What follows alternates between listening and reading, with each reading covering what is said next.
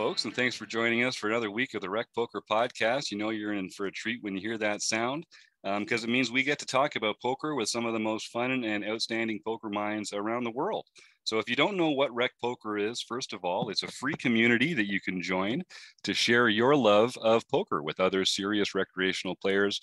We believe that it's possible to have a good time, to get better, to win all the money, and respect other people at the same time and just have a great time doing it. So that's what we're all about here at Rec Poker. Come get a free account. All it takes is an email address and a smile. I want to thank our sponsors, Running Aces Hotel, Racetrack, and Casino, and website AMP for all the help that they give us to make this possible. Coming up today, we're going to talk about some events. We're pairing up with Run Good to get down into Council Bluffs, and Andrew will be able to talk about that a little later. I want to talk about some new Wrecking Crew peeps and premium members that have joined since our last show. We're going to talk to Karina Karagaeva about mindset design and all sorts of ways that a positive mindset and strong mental game can lead to profits both on and off the felt. Basically, we're just going to have a great time talking about poker. So I've got the best job in the world. I already told you, my name's Jim Reed, Bluffsterini in the home game. And I am just one of a crew of folks that make Rec Poker tick. You can find out about me and the rest of them by going to rec.poker/crew. Or Andrew, for instance, you can meet right here. Andrew, why don't you tell the listeners a little bit about yourself and where they can meet you? I'm Andrew Feist. I'm dealer 412 in the home game. I'm also Andrew at rec.poker. Just come on, give it a try. It's a lot of fun.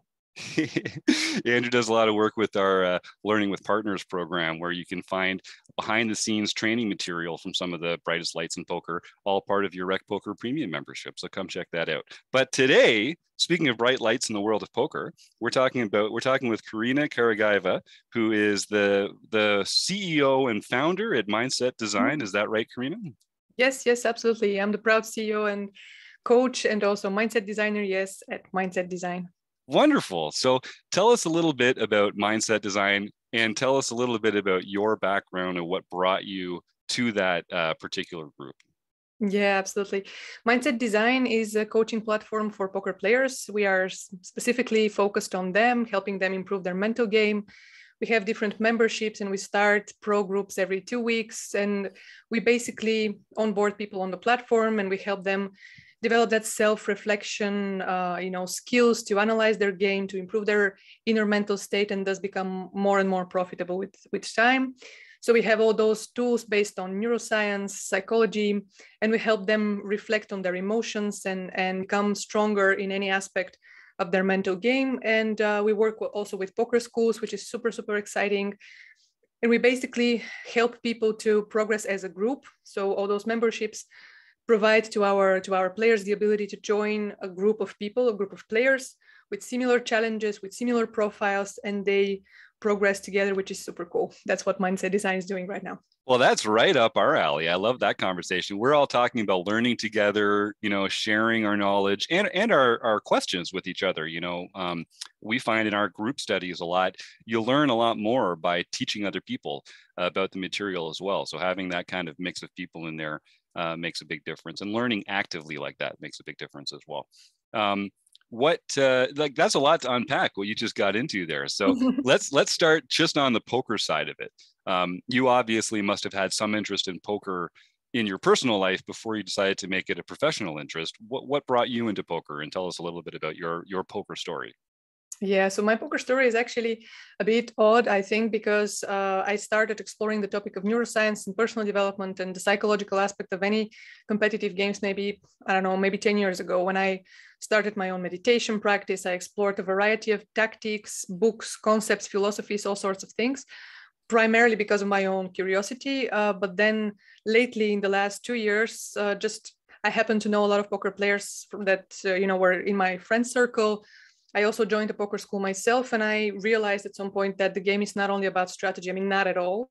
And it's not about the numbers behind it, but it's also about how you manage yourself. And if you start there and if you improve that, actually you can dramatically improve your whole game. So I could even say that the mindset will make or break a player. And that's something that I now, after working with players from more than 15 countries, I can confirm, because I see their progress and I see how different they were when they started, and before the program, and how they evolved. So it's definitely something that is a game changer for people. So I realized that my knowledge and my own interest in this field of psychology and neuroscience has to be brought to that field, because what I see on the market at the moment in terms of mindset coaching is more about ex-poker players recommending stuff that worked for them, which is not really scientific, not really, I mean, there is no system and there is no structure behind it. And very often it's just personal advice that will not work for the majority of people out there. And I wanted to make something personalized based on science, something that will really answer the needs of every player and the profile and the way that he or she wants to explore that topic. So I wanted also to build a business around it in the very classical sense of the word startup. So because we want to build a technology, a whole platform, even maybe work on a chatbot that will be able to coach players and approach the whole challenge and the whole problem in a very structured way as a tech company. So that was my purpose when I started. So that's extremely cool. So one of the things that I'm always looking at systems and how to make systems more efficient and what are the relevant factors to be paying attention to and things like that. How did you develop that kind of well, that's too big a question. When you were developing this kind of a system, how did you decide, okay, this is what is relevant to this part of poker learning. This is what's relevant to this part of poker learning. This is how X number of people learn. And so we're going to craft it in that way. How did you, like that meta study, how did you handle that? How did you approach that? Yeah. Well, basically what we have now as logic that I think will evolve with the years ahead. But what we have now as logic is that we all have to put the fundamentals of mindset change. And this is something that people somehow and players, failed to do. And that's something that we never learn at school, like how to deal with our own psyche, how to deal with all those thoughts that we have, and how to do it in a structured way. So we believe that mindset change consists of two main points. Like the first one is self-reflection. So how do you raise your awareness on a certain topic? And then how do you approach and elaborate a very clear and simple plan that will help you make some actual, steps to a certain change?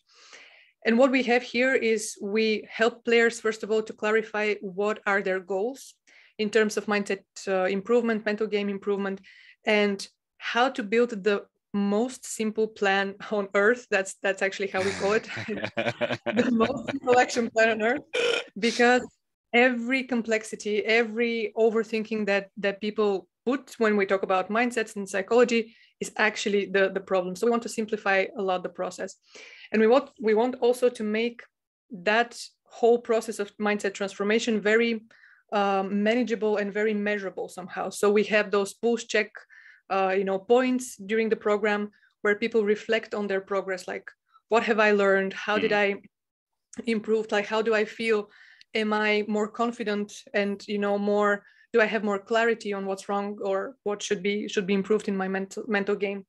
And so asking all those questions and provoke people to reflect on that basically creates that flow where you have, first of all, you set a goal, then you elaborate a very simple plan, you do some actual steps, we help you with tools, with exercises, with the support from the group, and then you reflect on that process and then you improve. So basically the cycle of improvement is really short, I would say, but also very visible, very measurable. And people get excited about it because they see actual progress. I mean, people tend to say like, I don't call those stupid hens on the river no more. I mean, I just don't do it. And I'm like, well, that's great. And then we move on, we have a progress. Damn, I love those therapists that spend years and years, talking with people about their childhood, about all those trauma aspects. That's great. I mean, probably for some people, that's also okay. But here we have very specific situations and we have something that we have to focus on, just solve it and then move on, because we don't have, we are not immortal. That time that we have here is limited.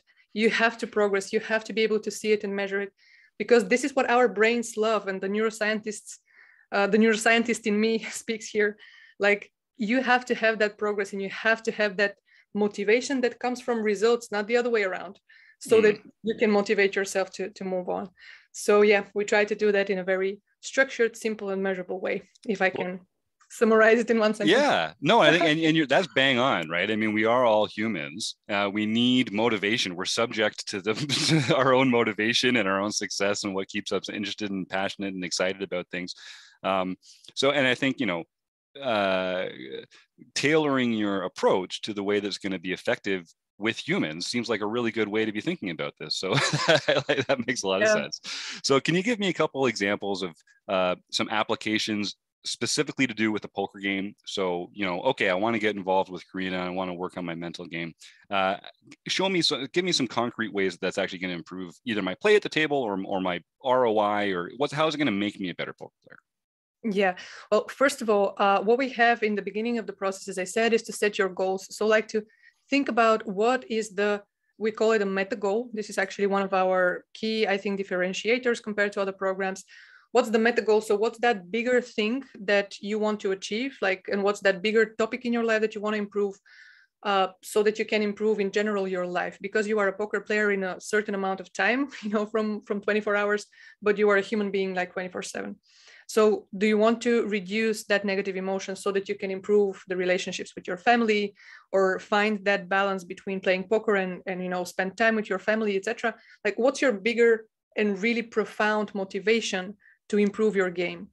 And when we find that out, we set also another type of goal, which we called SMART goal, which is a very specific plan. So the first thing is to, if you join the program, you will unblock somehow your thinking about the whole process of mental game improvement, because people somehow, they just don't know from where to start. Like, what's the first step? And that's the reason why I think that the majority of them are just listening to some videos, to some reading some books, but without having a very clear focus on why am I reading that, like how this will improve my game. So that's the first thing, thinking about your goals. Actually, the thinking process behind goal setting is much more valuable than the goals themselves or the achievement of those goals. Like the thinking, what really matters to you is the value. Then also we focus on different topics. Like, we have a very clear understanding on what are the main pains that players have. Mm-hmm. It can be motivation, it can be tilt, lack of focus, mental fatigue, low energies, like it can be a lot of things. And we help them really clarify for themselves what is the main topic that they want to work on. And then we provide personalized tools on that. So meditations, again, self-reflective exercises, some specific articles that they have to read, and questions to answer after those articles.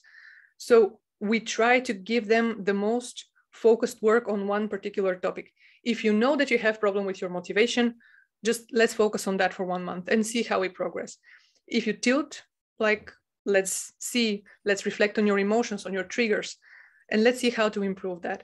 And we do that, I would say, like, it's not exactly experiment the word, but it's more like really we give a try, to those tools for that month, and we see on that specific topic how you progress. So another way to approach also the mindset transformation is because we believe that mental game improvement happens off the table. Mm-hmm. If you are in a very, very hot situation, it's too late for you to work with your tilt. It's just, you missed it. You just tilt as fuck. You just, call that bullshit. I don't know. But like, you just accept that for the moment. And then when you finish your session, you join the chat on Discord with us, and we give you some tips and tricks on how to solve that. But the thing is that we help players to prepare and we have a variety of warm-ups, for example, like specifically designed AI-generated music for our platform, for example, from a German company, which is absolutely genius. So we have that music, we have meditations, we have neuroscience-based exercises that people can do before the session so that they can enter the zone. And we help them somehow embrace that, even, I would say, warrior mentality. You prepare for the battle long before the battle, mm-hmm. So we ensure that we give them all those tools and all those, meditations and exercises that they can do before the session. So we don't have to somehow cure the disease, right, but more work on a prevention and putting them in the right state of mind. I like that. You got to lock that barn door before the horses escape. Oh, that's yeah, the whole key right there, right? Andrew, did you have something you want to jump in there with? Yeah, I was just going to ask, you had mentioned earlier that you kind of do more stuff where you kind of put people in groups and that kind of thing. And you also have Discord community where they're, if people just have a tilt session or something and then go and jump in there. Do you find that the group stuff and the community aspect of things help a little bit more? Or, because some, therapy can be individual based, but it sounds like you're doing more, at least involving more people in a group to it. Do you find that a little bit more advantageous? Definitely. That's actually one of the key insights of our company, is that One of the reasons why people don't progress using other platforms and other programs is because very often they do it by themselves. I mean, you can purchase a course or you can just watch some videos, but you do it by yourself. And even the idea to be able to share your progress and your success with someone else already somehow uplifts you, and it gives you that positive thinking. Like right now, we just started one group last week, and every time when they post their action plan, the intentions that they have for the program, every time you feel that just they feel a little bit more special like that. I mean, they feel proud about it because this is something that very few players do for themselves, and they know it. I mean, that's already putting you somewhere on a different level as a player. And also doing that in a group. I mean, let's face it, being a poker player is a lonely thing. So, I mean, they don't have many people to share that with. I mean, their families, friends, very few of them have that support group around themselves, and somehow just being part of the group helps you progress more, because this is one for a short period of time. This is your small family, and even the feedback that you receive from other players is super helpful, because sometimes players that already solved some issues in their mental game can be of help, to other players in the same group. And I think that's value that we can really explore and utilize in the best possible way. Yeah, and I think also there's a sense of kind of being accountable to other people in a group as well. Oh, like exactly. I know most, as humans, we don't really mind letting ourselves down every once in a while when it comes to stuff like this, if we're only really accountable to ourselves. But being accountable to other people, not wanting to let other people down, maybe that can create some motivation for us to stick with something that might be harder than we want it to be, or to just be more disciplined about something. I've found that to be a big difference, even with my own work here with Rec Poker. A lot of what we're doing here, I tell the Wrecking Crew gang, just do what you would be doing ordinarily and bring it to Rec Poker and get people involved. And having that kind of accountability to other people, I think, having some skin in the game, I think Absolutely. People don't appreciate things if they're not, a little emotionally invested in it. I think that's great. Definitely, yeah. That thing about accountability is also a super big topic in our company, because we know that the whole knowledge about mental transformation and mental game improvement is out there, but people just don't make the effort to read and make some exercises and do the work, because they don't have like that accountability thing and component of the whole picture very often. I mean, if you do it by yourself at home and you never share, and you don't have in mind that you have to share your progress with someone else, I mean, come on. People are lazy. Our brains are designed to be lazy. Yep. It's just, it's not that. So yeah, we are all there. So speaking about people's minds, so I was reading about you a little bit before our interview, and you mentioned sort of a study of philosophy, stoicism, and other ways of human thinking. We talk about stoicism here on the show a fair bit, not being results oriented, and sort of how you approach the vagaries of life and the variance of life. Can you speak a little bit about how that has impacted your view of poker and how it might impact your teachings in these ways?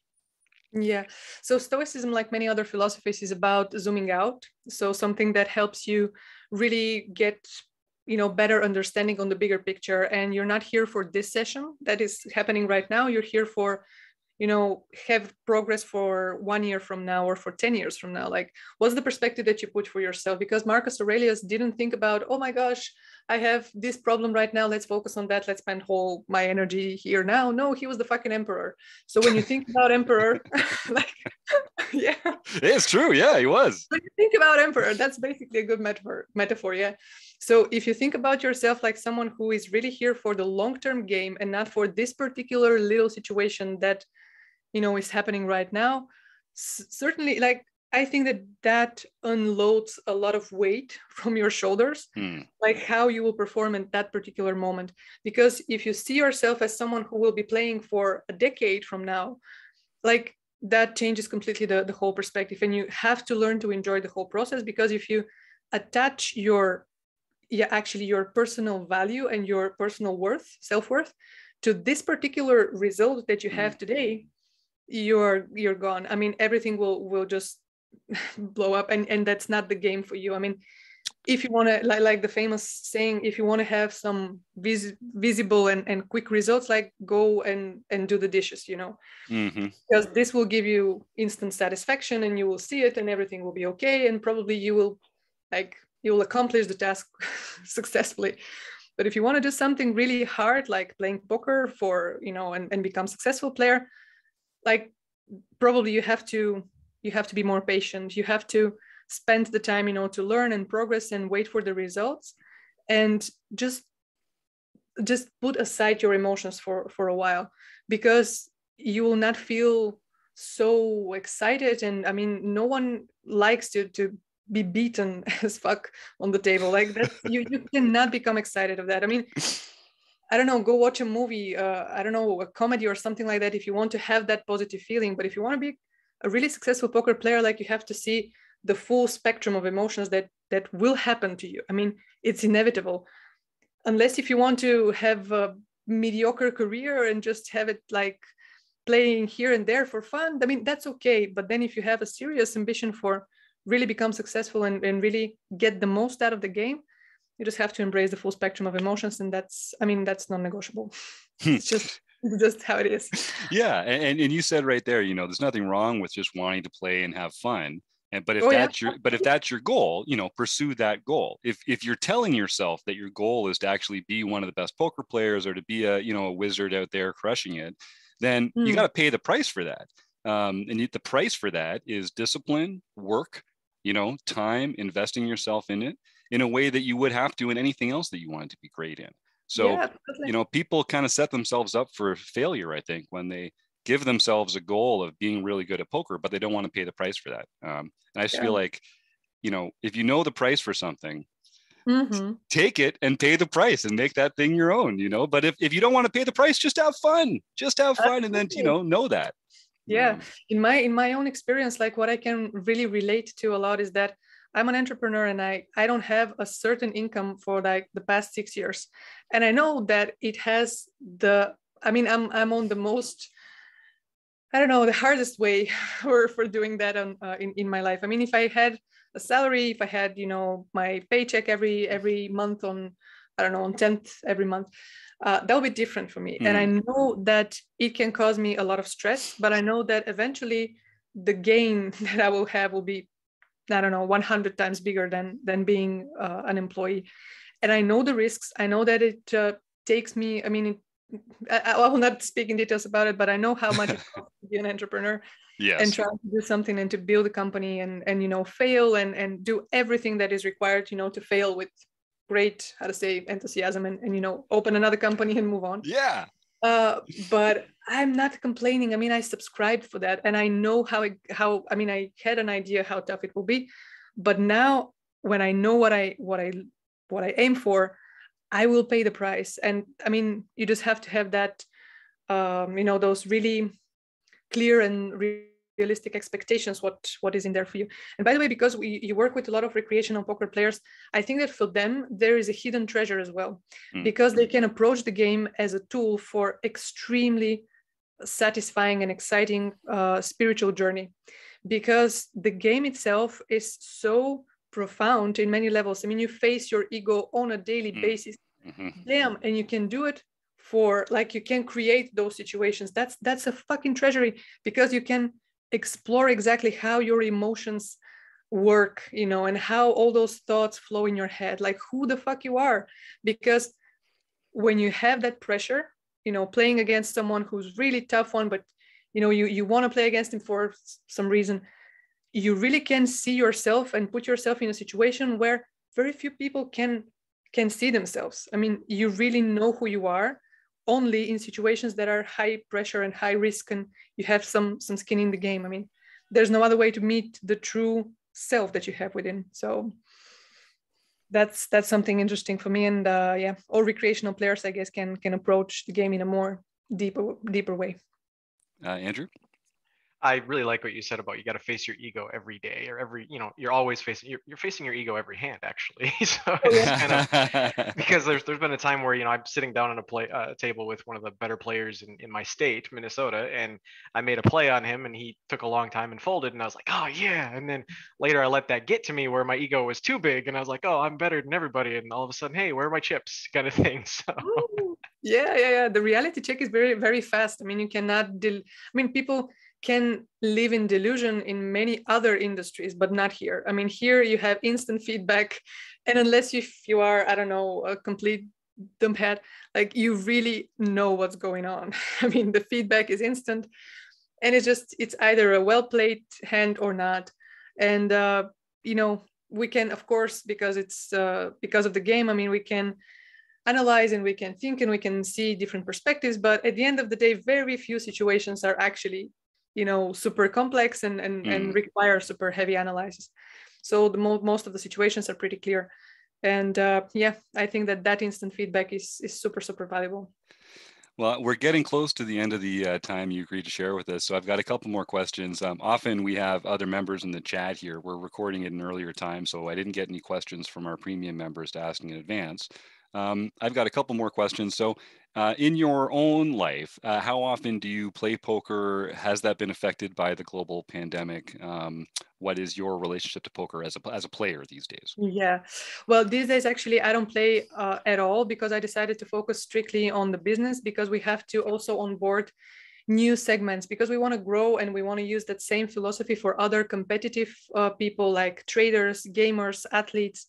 And we want to explore those segments, because, as I said, a success for me would be to come up with a product that is so good that can serve the needs of all those competitive people in a different way.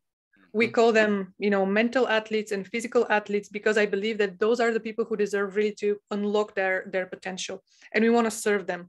So building a company around it, it's actually pretty complex task, and we have to make new partnerships. We have to explore the product, think about marketing, think about the content, the logic behind it, onboard new partners, and it's like a very complex and very intense process. So I focus only on that at the moment. And I think that's the best way for me to use my potential as well, because I'm much more interested on the psychological aspect of the game and not so much on the strategical one. And I know that that's my thing, that's my element. So I prefer to leave like the whole strategy part and the whole strategy coaching to other people and develop maybe the most beautiful, the most working, and the world-class platform for mental game coaching. So it requires all of my attention, I guess. Yeah. And so some of those people you're working with is a great friend of the show, Dara O'Carney. So Dara, every month, Rec Poker Premium members get to enjoy Dara's wisdom. He participates in our Play Along seminar where different members get to play and under different circumstances. And then Chris Jones and Dara analyze the play and give them some feedback on how they might be able to do it differently. Dara is fantastic, isn't he? He's just a great guy. Oh yeah, absolutely. We resonate so much with him. I like him a lot. Yeah, he's a wonderful part of the poker world. And so and I think knowing your strength and knowing where you can lend the most value that's a real life strength in its own right there. I know, like we at Rec Poker, we all feel like we're pretty good poker players, but we know that when we're coaching, we're going to be coaching beginners and intermediate players and helping them get to that next level. We're not the Dara O'Carneys out here. So we fill the role we're built for here. I think that's exactly the way you're talking about it too, which is great. Absolutely. And that's part of being happy as a Stoic, isn't it? Having expectations that are more likely to conform to reality. And I think that's kind of a key to a happy life myself. So last question here, because you're so interested in the psychological aspect of things, one thing that the poker world's talking a lot about right now is making the poker experience more accessible to players that aren't always comfortable at the poker table. So whether that's younger players, newer players, there's a lot of talk about women players not feeling comfortable at the table, other groups that for whatever reason, I guess when you walk into a poker room, you tend to see a lot of sort of like middle-aged white guys around there. And there's often the kind of culture that you might expect when that's the group at the table there. Have you experienced that? Do you think that that's something that is happening at a psychological level for the game? Is there, what kind of barriers are there for opening up the game to more people, and how can we be better at that as a poker group? Yeah, well, I think that here, I mean, people are full of all sorts of biases, and that's how we process information. I mean, it's absolutely normal for people to have biases, to have, to demonstrate any sorts of prejudice and like have those cliches about the game. I think about that in a more, how to say, egalitarian way, because I believe that if you are a good player, I mean, if you know what you're doing, actually the whole industry and like the people on the table will not really care whether you're a female or I don't know, if you're 19 and you have a weird haircut or whatever. Yeah. But people will always try to leverage on that. Like they will try to leverage on your own insecurity. So if you demonstrate your insecurity, if you feel like you don't fit in, that's something that other players will exploit for sure. And that's something that will remain like that, and it's okay because that's a competitive game, and you use any tools and any tactics, to be better than the players. I don't know if the game needs to be more open. I think that's yet another way to create actually how to say this balance, because it's like the stupid idea to have a certain number of people in a company that has to be female leaders. Like, what the fuck? I mean, it has to be based on the merit. The meritocracy is a philosophy that I adore, because if you are competent enough, if you are good enough at what you do, like that's the reason why you should be part of that company, or that's the reason why you should be part of that game. Everything else will create more and more inequality, and will create situations where, like Nassim Taleb spoke about that, where the minority of people, which in this case could be players who don't feel comfortable to be on the table, they will start to rule the whole game. And that's what happens. I mean, it's a weird example that I'll be giving here, but that's the reason why smoking in the plains were forbidden, because of the non-smokers who were a minority in the 60s, in the last century. And like we see that in every industry where people, like including vegans and all sorts of minorities, slightly change and reshape the whole way the society is interacting. And I want to make poker, I mean, if I had a magical stick, I would keep the poker industry as fair as possible. At the moment, it is open for everybody, and it should be like that. But if you enter the industry, I mean, you enter the forest, and yes, there are wolves there, but that's not a surprise. I mean, you enter that field. If you have the guts to be that player who operates and deals in that industry, well done. I mean, the industry will not tell you, oh, no, you're not good enough for us. No, it's just your skills. And you can see it on the tables. So I think that somewhere there, maybe a feminist decided that the poker industry should be more open. Let's celebrate that. Let's give more hugs to players. Let's give more hugs to players. Yeah, let's just keep some industries really as they are. I mean, only skills and merit should be determining what's going on. Right on. Well, thank you, Karina. I appreciate you taking the time to talk to us today about a variety of subjects. So I'd like to let our listeners know how they can get in touch with you. What's the best way for them to find out more about Mindset Design, or to reach out to you personally and to connect? Yeah, absolutely. So I will love to share my Discord, of course. We have a website, which is mindset.design. We also have Discord community. We have Twitter and Instagram accounts that we're actively working on. And we have a YouTube channel. We start our own podcast series as well very soon, where Dara will be the first guest, and many others after that. So I just hope to bring the most value about thinking properly about the mental game improvement to those players and giving them the tools. So I'm super glad that I was part of the conversation. It was a pleasure for me. Yeah, thank you, Karina. Andrew, anything else before we let Karina go? I just enjoyed the time. Thank you very much. And thanks again, Karina, for coming on. Same game, same here. Good luck, guys. Cheers. We'll roll into the home game results. And Karina, I hope we get a chance to touch base again soon. Have a wonderful day. Bye-bye. Yeah. All right, Andrew, that was a fun one. I love talking about mental game and all the benefits that come with it. It's not just about poker too. I mean, I used to be quite a hothead when I was younger, and I really credit poker and golf with helping me develop a more healthy mental game, for being less results oriented, for being less entitled to things working out my way. I really do think that that's made me a much happier person. All those bad beats at the poker table, learning from those instead of from actual real life bad beats, that's a pretty cheap practice round.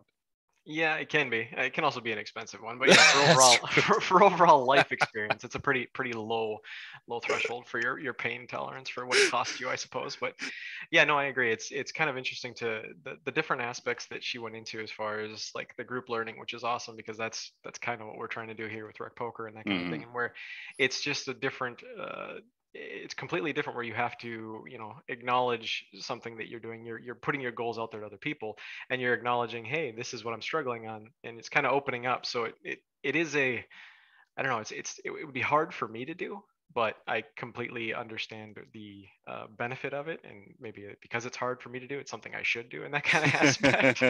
Yeah, maybe. You got to do what's hard to get better, obviously. Yeah, so. Damn it, we do, don't we?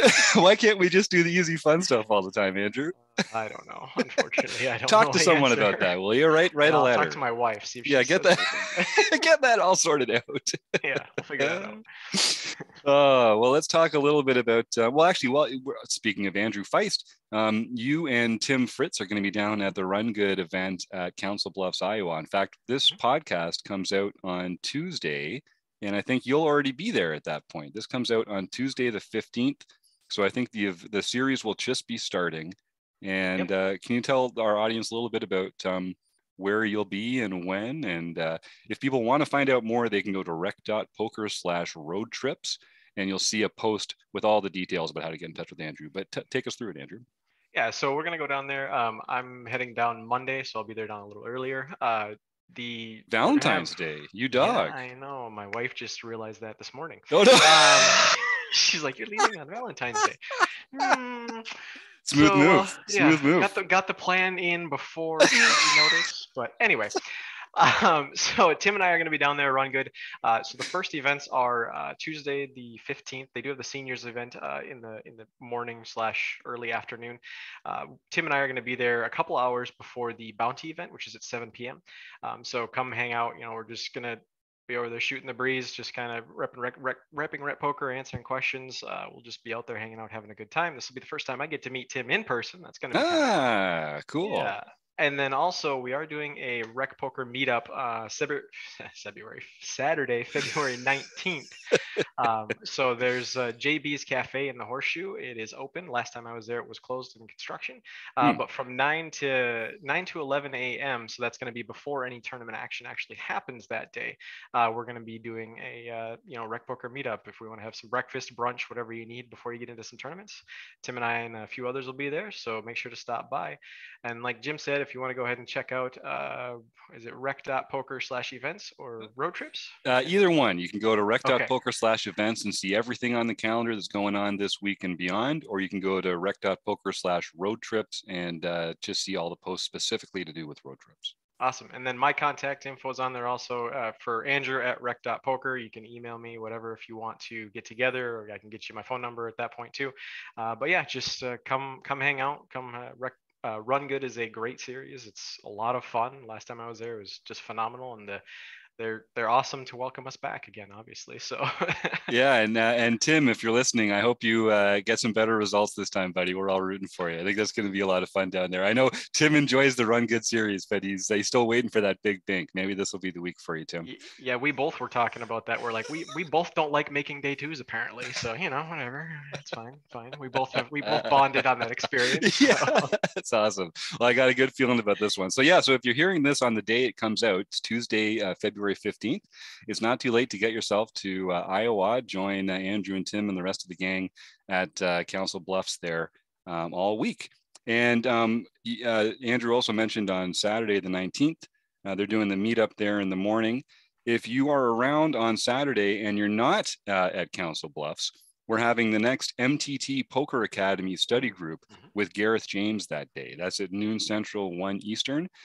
And folks, I really can't tell you how valuable these study groups with Gareth James have been. We did one in December about flop play in position. We did one in January about turn play. That's right, it's the river in March, and we're really just getting into it here. Gareth brings his history as an educator to the game of poker, and he is incredibly detail oriented. He provides fantastic learning resources. We get to watch a feature-length video every month based around the training material. And then you get to work with Gareth for an hour to follow up on all that material. So, I mentioned Andrew's involved.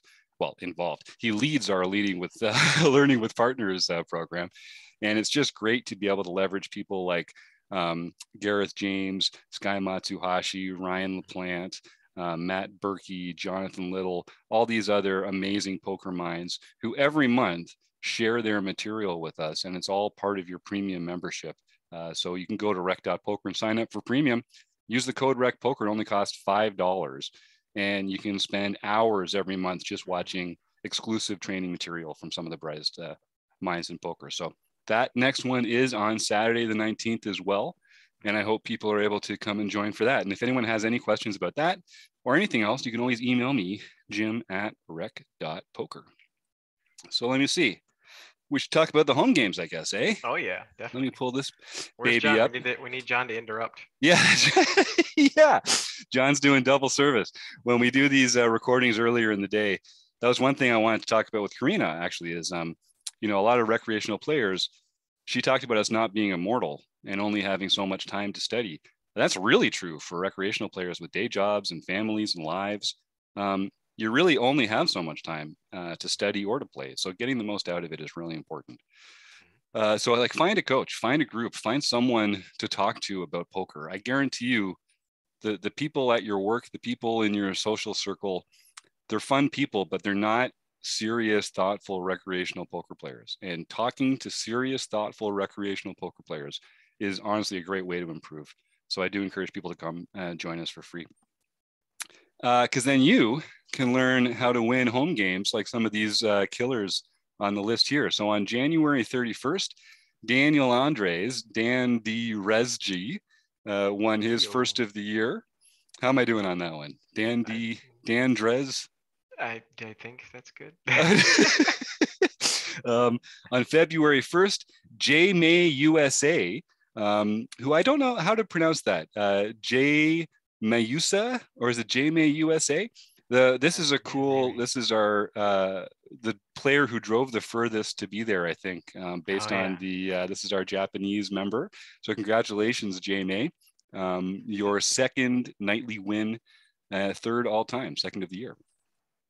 On the 3rd, Kathy Chang aces the mixed game savant, who is going to be excited about, oh yeah, we've got some new mixed game news too.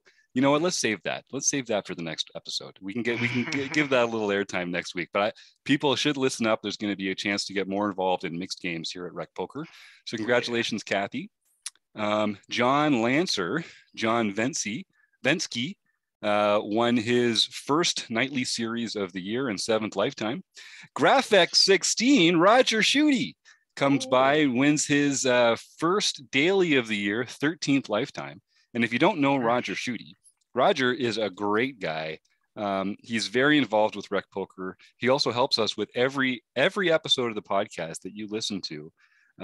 He has taken a look at, helped us with some of the graphics, run the audio through some filters. So Roger's a huge part of what we do here. And thank you so much, Roger, for that. Congratulations on your win. In the mixed event, Elvis 76, Steve Krebs, won his 3rd daily of the year and looks like 12th all time. Holy cow, Steve, way to go. On February 5th in the International Series, David Westerveld, Evil Roy CA, won his 2nd of the year, his 23rd lifetime. Dave is getting into Magra levels, Jacob Kiki levels of victory here. Congratulations, Dave. Gracious. Dave's a regular in the Tuesday night Opas, so it's been fun to get to know him a little better. Another Tuesday night regular is Jim Gibson, Gibber3, the real Jim, getting it in the international series to win himself another pin. That's his first international, this one, 9th all time. Jim knows how to rock. Yeah, kicking butt. And then this one I'm really excited about. On February 6th, Eric Romo, GF Hawk, won the LPP Sunday night tournament. So every week on Sunday, Learn Pro Poker and Ryan LaPlante have put up a free month of LPP membership for the winner of the Sunday tournament. And Ryan LaPlante himself plays in that tournament from time to time as well. Mm-hmm. And if you take him out, you get a bounty. And that is also a free month at LPP. So Eric Romo, congratulations, sir. Please email me, jim@rec.poker, and I'll send you the link to get yourself a free month at Learn Pro Poker. And I know you already have my email address, Eric, because you and I email every once in a while about the different mixed games that are going on around here. And I'm glad that you got a chance to sneak in and knock one out of the park in the No Limit Hold'em series. You deserve it, pal. There you go. Nice job, Eric. And then I won the monthly one on Wednesday, so I feel pretty good about that. Is there an asterisk on that? This one is asterisk free. I'm almost not sure what to do with it. I don't know if that's possible with you. I mean, I had to get quads twice to do it. I had to get once to take Rob Washam out, and then there was another one near the end. So yeah, I had to have a little patented Jim Reed Bluffsterini run good to make it happen. But I'm not sure that's quite asterisk worthy just yet. I'm going to wear that one with pride. We'll have to discuss to see if we'll give you that one or not. It might need an asterisk just because it's like the only non-asterisk pin that I've won. So exactly. That's almost just like brackets or something. Yeah, exactly. Yeah. All right, you might be on something there, Andy. Jerk. So that was cool. It was fun to be in that one again. And my favorite number is 22, and it was on February 22nd, 2022. So it was the day of February 2nd. It was February 2nd. Thank you. I was going to say, you won in the future already? I did. Amazing powers of these rec poker pins. You can travel through time. Yes, February 2nd, 2022. So I got a little boost there. Nice. For my 222. Yeah, thanks. That was fun. Okay, so then I guess, man, Steve makes this hosting thing look so easy. I also want to thank a couple members who recently bumped it up to premium. So Christina Milstein, who I haven't gotten a chance to get to know yet in our strategy conversations. Maybe we've just been missing each other. But Christina, I hope you are enjoying your time here. And I hope you're connecting with some other fun members and learning some cool things about poker. And if you're not, email me, jim@rec.poker, and let's figure out a way to get you more involved. Ditto for Marcel Dusick. I don't know Marcel. We have not had a chance to cross paths, but Marcel has been a member for a while. And I hope that you're enjoying some of the benefits of being so. Now, even if you're not an active member, boy, it is a great way to help us, to support us by being a premium member for $15 a month. You get a chance to help us keep the lights on, keep website Mark with bread and water on the table, and keep the website running. It does take a lot of help. So folks like Christina and Marcel, I hope you are getting involved in the wonderful learning material that we have here. But even if you're not, and you're just a member to say thanks, I really appreciate that. I know Andrew and the rest of the team does as well. So thank you very much.